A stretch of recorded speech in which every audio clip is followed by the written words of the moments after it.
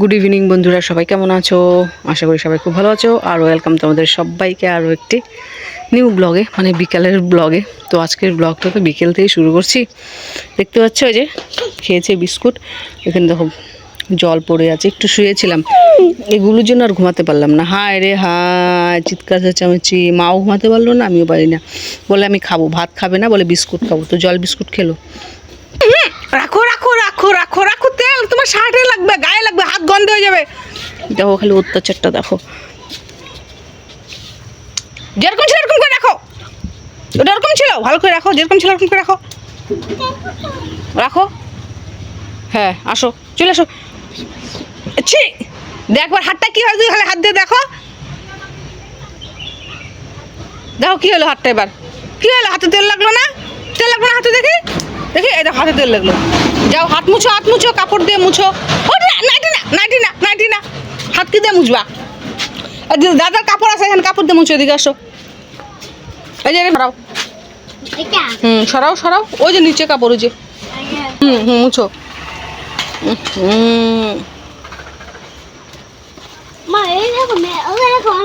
নতুন নতুন গুলো, নতুন মানুষের গুলো। চলো, হ্যাঁ না, তুমি এদিকে আসো, আমার সঙ্গে আসো তো, নিয়ে আসো। হ্যাঁ বাবা, একটু ঝাড়ু দেই।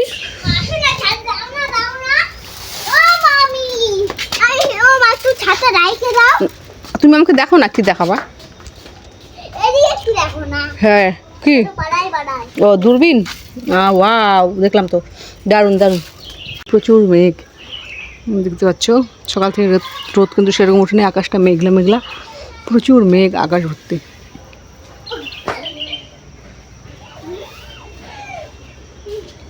ঠান্ডা পড়লে না খুব অসুবিধা হয়ে যায় ঘরে। না আমি আর গুগলি যে পাশে থাকি, খুব হাওয়া ঢুকে, জানো, প্লাস্টিক দিয়েছি উপরে, হাওয়া আসে, তাহলে প্লাস্টিকটা খুলে পড়ে যায়।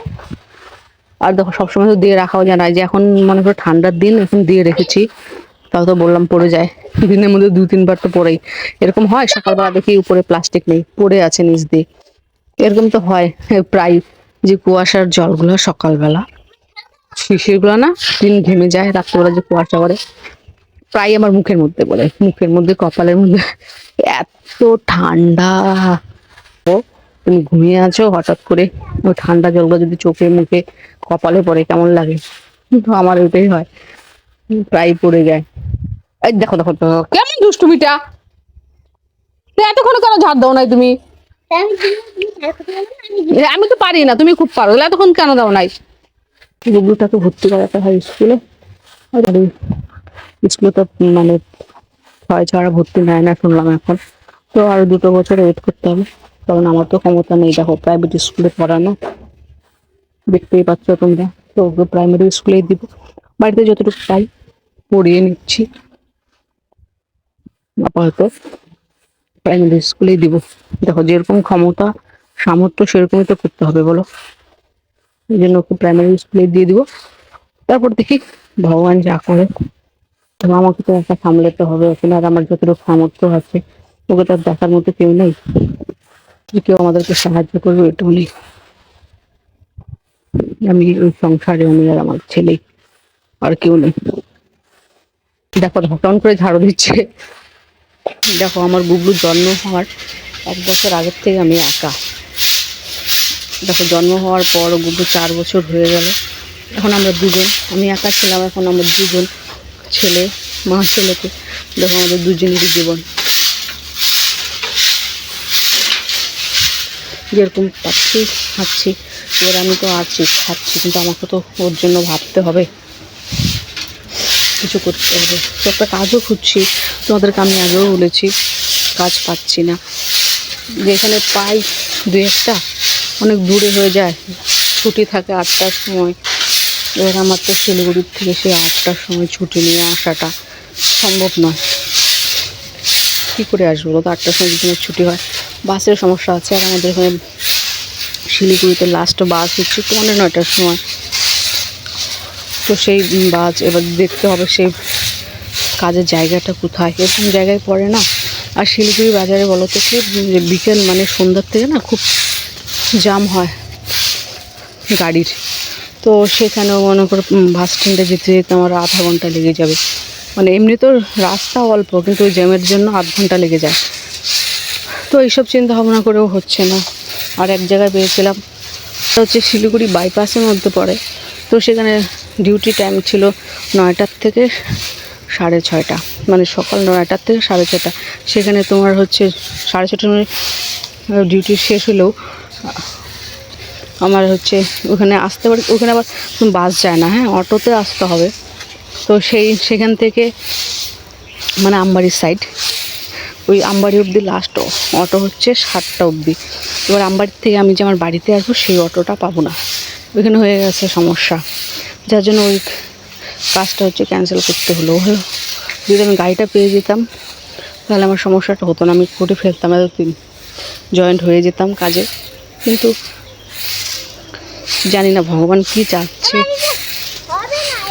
আমি ভরসা একমাত্র ভগবানের উপরেই রেখেছি, দেখি কি হয়। সৎপথে থাকলে কত সমস্যার সম্মুখীন করতে পারে ভগবান, আমিও দেখতে চাই, আছি। দেখি কত আমার কপালে দুঃখ লেখা আছে, আমার ছেলের কপালে দুঃখ লেখা আছে। কিন্তু হ্যাঁ, আমি অসৎ লোকের কাছে হার মানবো না। কোমরটা ব্যথা করছে? তুমি কেন ঝাড়ু দিলা? দেখো ঝাড়ু দিয়েছে বলে কি আমার কোমর ব্যথা করছে। কি করবো, মাথাটা আসরাও না বাবা। যা বলছিলাম, দেখি ভগবান আমাকে, আমার ছেলেকে কত দুঃখ দিতে পারে, কত পরীক্ষা নিতে পারে। আমি তো খারাপ লোকের কাছে মাথা নত করবো না। আমাকে কষ্ট দিয়েছে, আমার ছেলেকে কষ্ট দিয়েছে জন্মের পর থেকে, তাদেরকে আমি কোনো দিনও ক্ষমা করবো না, কোনো দিন না। দেখি ভগবান আমাকে কত দুঃখ দিতে পারে আমার ছেলেকে। একদিন না একদিন তো দুঃখ কাটাবো, দুঃখ একদিন পথ ছাড়বে আমাদের। আর যদিও আসুক, দুবেলা দুমুঠো সিদ্ধ ভাত খেয়ে বেঁচে থাকতে পারলেই হয়। ও বা আচ্ছা, চলো চলো চলো। তো যাই হোক, চলো দেখি। দেখো অনেক বক করে ফেললাম, কি বলি বলো তোমাদেরকে। আমি কিছু আমার শেয়ার করি না সেরকম, কিন্তু কী করবো, আজকে জানি না আমি কেমন করে বলে ফেললাম, বেরিয়ে গেলো মন থেকে কথাগুলো। আর মটর ভিজিয়ে রেখেছি সকালবেলা, ভাবলাম সন্ধ্যাবেলা একটু ঘুগনি বানাবো। এখনও হাত দিয়ে দেখিনি মটর ফুলেছে কি না। সসপ্যানে ভিজিয়ে রেখেছি, না ফুলেছে একটু। ভাবলাম এমনি তো হবে না, কড়াই দিলে টাইম লাগবে, প্রেশারে দিয়ে একটু সিদ্ধ করে নিব, ওই সন্ধ্যার সময় বানাবো। তো আর একটু ভিজুক তাহলে ভালো হবে। গুবলুকে একটু পড়তে বসাই, কারণ না আজকে বিকালে ঘুমায়নি, অনেকবার ঘুমানোর কথা বলেছি, ঘুমায়নি, ও ঘুমিয়ে যাবে যতটুকু পরে একটু বই পড়াই। পাগলা সুন্দরিতা, মেঘগুলো খুব সুন্দর লাল লাগছে, এদিকে চাঁদ উঠে গেছে। দেখো তো না, মা এখন এলো না, সন্ধ্যা দিতে হবে। চুপ চুপ।